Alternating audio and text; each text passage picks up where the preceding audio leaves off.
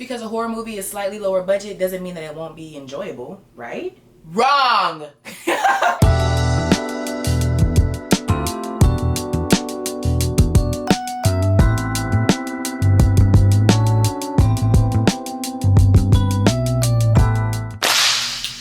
Oh, I guess it doesn't really work when it's the middle of the day, huh? I'm just gonna cut that off. Oh, girl, hold on. You kind of looking like me. Same hair color and everything. Let me get you right, girl. Hello, everyone, and happy Halloween. If you couldn't already tell, I really, really love Halloween. As a horror and thriller like fanatic, this is the only time of year where I can watch the scariest movies 24/7 without being seen as like a serial killer or an insane person or something. Every year, I breeze through the classics and whatever horror movies hit the mainstream that year. But you know what I've never done? I've never gave the little guys a chance. Aww. If I hadn't already watched it or it wasn't recommended to me by somebody that I know or through TikTok or something, I'm not watching it because there's a 90% chance that it's gonna be really, really bad. I feel like low budget films in any other genre can be enjoyable, but a lot of the times when you're watching a low budget horror film, it's gonna be way more funny than it is scary, because in order to have like certain facilities that make horror movies look real and actually feel scary, you gotta have a little bank. I'm sorry, you just do. But that's not the case all the time. I've definitely seen some low budget horror films that spooked me a little bit, or at least made me laugh enough to where I felt like I didn't waste my time. And in all honesty, I'm not opposed to a good laugh while I'm watching something that's supposed to be scary. Kind of lightens the mood a little bit. So I decided to embrace this feeling. The feeling of something being so bad that it's low-key good. So one cold October night, and by cold I mean like 70 degrees because I live in Texas, my sister and I got real cozy, moseyed up in our robes, and headed to our game room and cut on good old Tubi. Now Tubi has some pretty good movies, don't get me wrong, but that's not what we're looking for. We want cheap, we want corny, and we want to be proven wrong. Just because a horror movie is slightly lower budget doesn't mean that it won't be enjoyable, right? Wrong!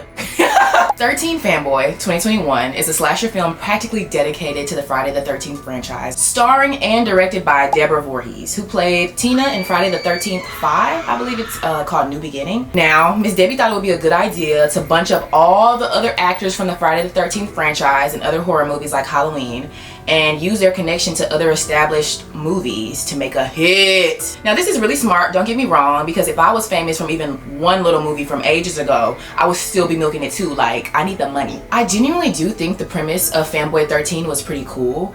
Basically, there's a guy who's a huge fan of the Friday the 13th franchise who's gotten to a point of obsession where he wants to kill the actors from the movie, and it seems like his intention is to recreate the death scenes like that they acted in those movies. I think a part of this concept is actually really scary because it's not that far-fetched. Unfortunately, this is something that happens in real life. We've all heard the stories of people idolizing creepypasta characters or mascots from horror movies, or even serial killers sometimes, because when death is used in horror as a sense of like entertainment, I guess for lack of better words, the lines between media and reality become really murky and blurry. I feel like if taken the wrong way, viewers can become desensitized to death, and worst case scenario, some begin to like idolize it or act upon it. And obviously this is a rare case, but it's still tangible, which is why this movie caught my attention in the first place, because apparently Miss Debbie loosely based this movie off of something that happened to her in real life. Hello? Apparently a fan asked her in person, would it be cool if she died in real life like she did in her movie Friday the 13th,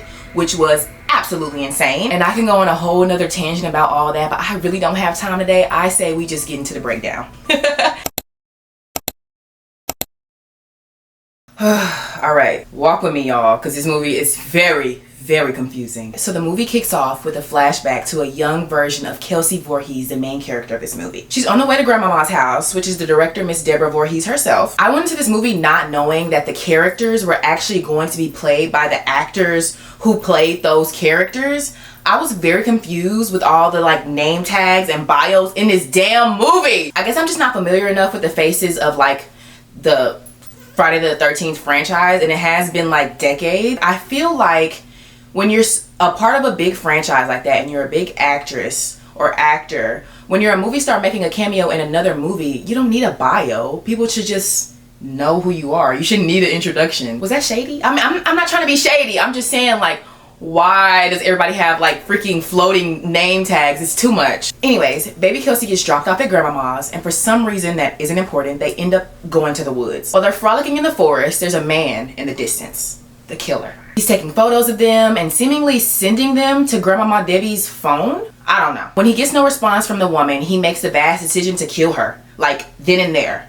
5 minutes into the movie, Kelsey witnesses an unfortunate death, scarring her for life. Now, I'm not a fan of Miss Debbie because I really don't know her. We just met. But I was very sad to see her get bodied within the first 2 seconds of the movie, considering she's a director and the like actress who like kickstarted all of this. I imagine this is how people felt when Drew Barrymore was like the face of the Scream movie in 1996, and then her character didn't even live past the 10-minute mark. Like, this doesn't make any sense. Anywho, fast forward to present day. Kelsey is grown, and not only did she become a horror actress, like grandmama, but she's also like really good at martial arts. I feel like, I mean, I guess it's pertinent to the story. I'm just telling y'all because they told us, so it's just like, you know just about as much as I do. I think this is why I was confused too, because some of the actors are actors just playing themselves, like who they were in the Friday the 13th movies, and other actors were actors playing actors. Like, so they're filming fake horror movies within a horror movie about a real horror movie. I felt like I was in a Black Mirror episode, like the lines were getting blurred and I don't know what's real and what's fake anymore. So anyways, in this flash forward, which is now present tense, they're at what seems like a horror convention, which is a very cut and dry way to introduce all of the famous actors at the same time. She's introduced to some actual horror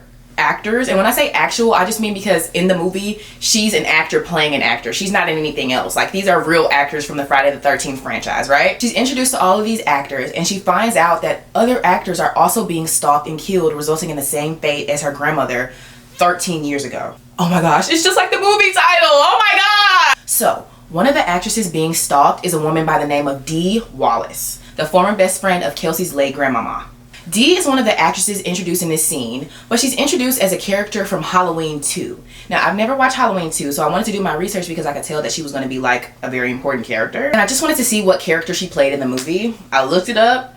She's not in the movie at all. She has a very extensive portfolio, so I thought that maybe I overlooked it, but no, she's genuinely not in the movie. She was in E.T., which is cool, but she was not in Halloween 2. I did find out that she was in the first one, but I just don't understand how you can get the title of the movie that she starred in wrong when the entire premise of this movie is the actors and what movies they were in. Does that make sense? Like, how are you going to mess that up? Like, that's kind of your job. And she's like a really important character, so I don't know. I'm getting off track. Back to the movie. So long story short, these actors are being offed one by one, and we got to get to the bottom of it. Dee and Kelsey are working together to put it into this, but my question is like, where are the police? Like, I get it, plot armor, blah, blah, blah. But being a horror movie actress and knowing a little bit of MMA is not gonna help you get the killer. Before I start talking about the deaths, I wanna cut to the chase and just let it be known now.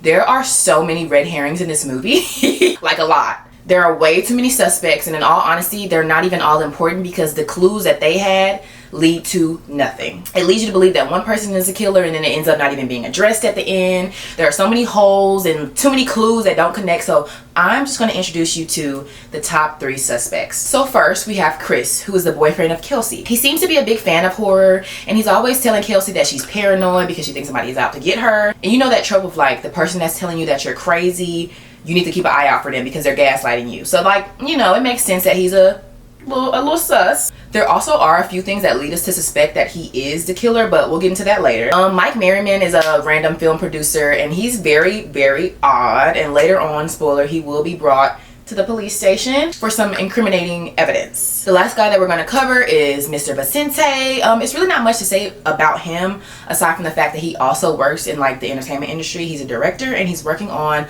a fan film called Snuffed Out within the movie. He also has an aide, or like, you know, somebody who helps him, named Judy, yeah, and she's also a horror film actress. I believe we were introduced to her in the beginning of the movie too. All of this became so confusing to the point where I didn't even know who was who. Like, there are too many producers, directors, actresses. I don't know, y'all. I don't know. It's too much going on. It's too much ice. I feel like that's all you need to know though. People are dying, and that's all that really matters. We got to figure this out. Speaking of deaths, I will say the deaths in this movie, you can tell where the money went, okay? Because everything else is so low quality. The acting is not the best. But then the killing is very gory in contrast, which I'm like, it is a horror movie. So like, typically stuff like that is like, oh, okay. But I think the contrast just like really throws me off. But hey, to each his own. It would have been a little bit better if like the catchphrases also weren't terrible when he was killing these people. Like, imagine death staring you in the face, and the last words you hear before you is, "You used to take my breath away. Now I'm gonna take your breath away." First of all, lame. Second of all, why can't she take away your breath anymore? Is it because she's old? Old people are baddies. Old ladies deserve love too. Like, towards the end of the movie, I was practically convinced that Kelsey's boyfriend was the killer, which seemed like a cheap cop-out, but there were so many holes from everybody else that he seemed like the only killer that made sense.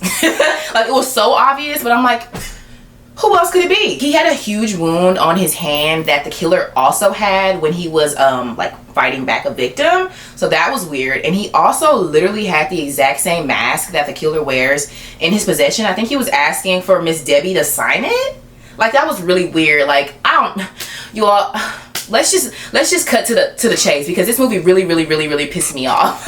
All right, so here's when the movie really began to piss me off, as if I wasn't already confused enough. So it's time for the big showdown. You know, Kelsey has been getting these really cryptic messages, and she's knowing she ain't got that much time left, okay? The other actors are being killed left and right. I don't know where the police at, arresting the wrong people. That's what they're doing. But regardless, Kelsey has had enough, all right? So before the big final scene, the killer kills one actress. What's her name? Don't really remember. It's not really important. She's gone. And then he nearly kills CJ Graham, who plays Jason in Friday the 13th. Jason lives, okay? That's important. It's also important to mention that he refers to CJ as his idol, considering Jason is a killer.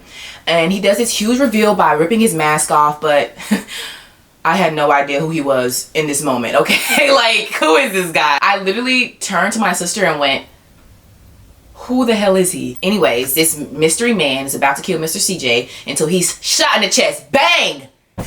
What? Somebody done shot and killed the killer. Dead. He's gone. Was it Kelsey? Was it Miss Dee? Hell, did Grandma come back to life and finally avenge after 13 years? I don't know. Okay, I do know. And even though I wish that was the answer, it's not. The person that shot and killed the killer was none other than his own accomplice, Judy. Yes, the killer is this random director who has barely been in the film, who's directing this snuff film, and now he's dead. We just figured out who he is, and he's dead. And he was killed by his quote-unquote accomplice or assistant.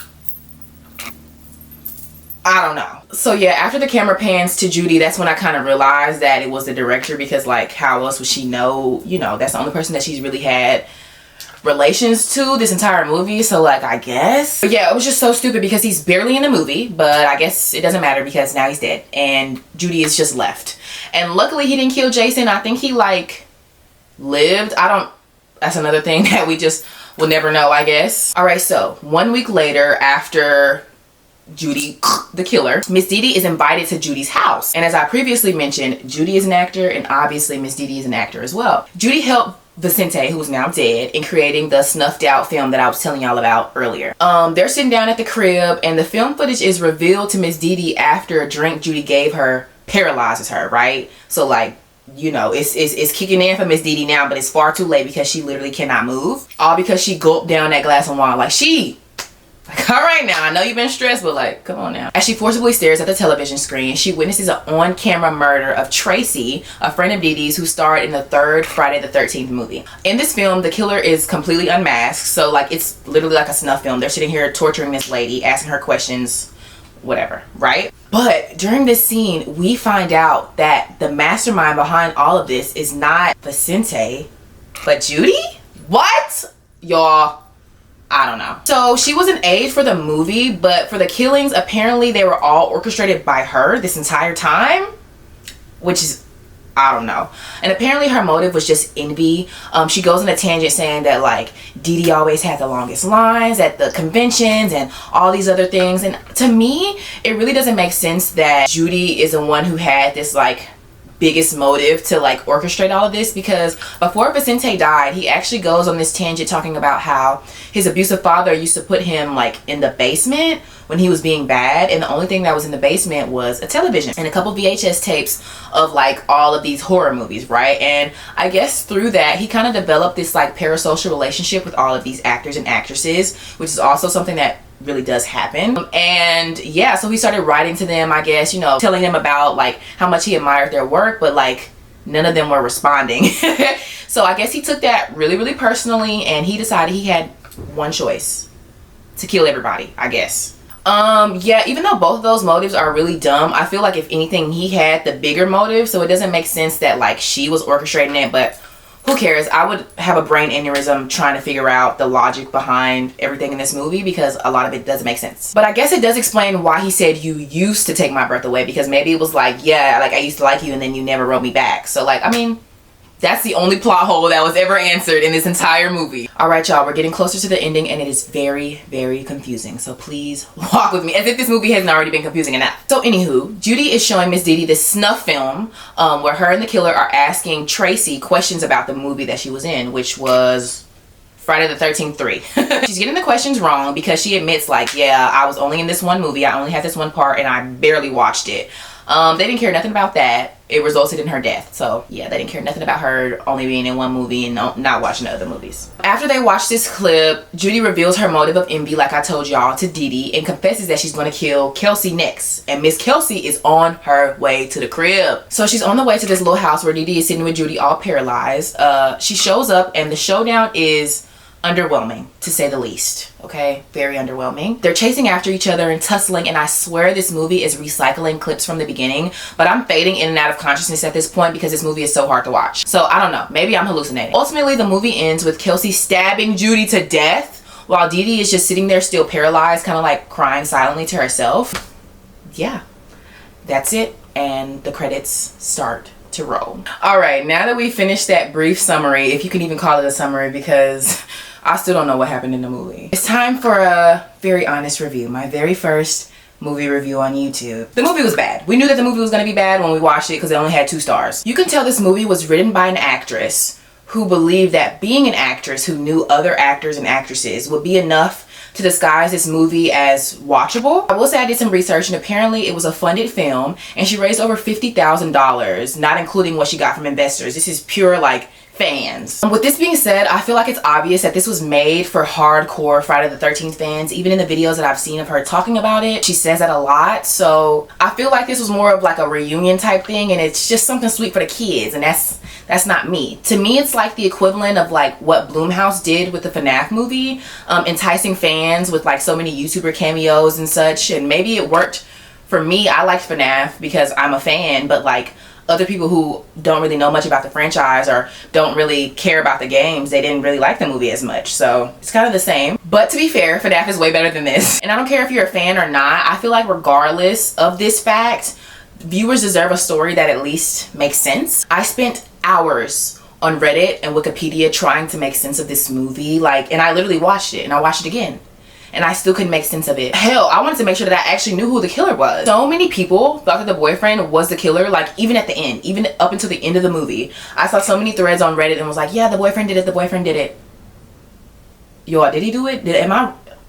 Am I tripping? I feel like the payoff and the reveal was just so underwhelming that everybody was just confused. Like, were there multiple killers or what's going on? Is this a Pretty Little Liars type situation? Writing was inconsistent and the editing is maybe a step up from what I can do on my CapCut Pro subscription. So overall, I'll give this movie a whopping 0.5 out of 5 stars because, you know, E for effort, you did it for the fans. And some people seem to like it unless they're being paid to say that, which might be the reality. Like, it wasn't even a good bad watch for me. I couldn't do it. Anyways, I can go on and on about what's wrong with this movie, like the fact that Kelsey actually killed someone on the set of the movie that she was filming within the movie because the killer replaced her prop knife with a real knife and there were literally no consequences. Like, they just moved on from it. I don't even think that she's really scarred from it. But I'm going to end it here because I'm confused and frankly, I'm out of costumes. So thank you for tuning in on this episode of Nod's Nonsense. I don't know if I have an outro yet. I don't think so. So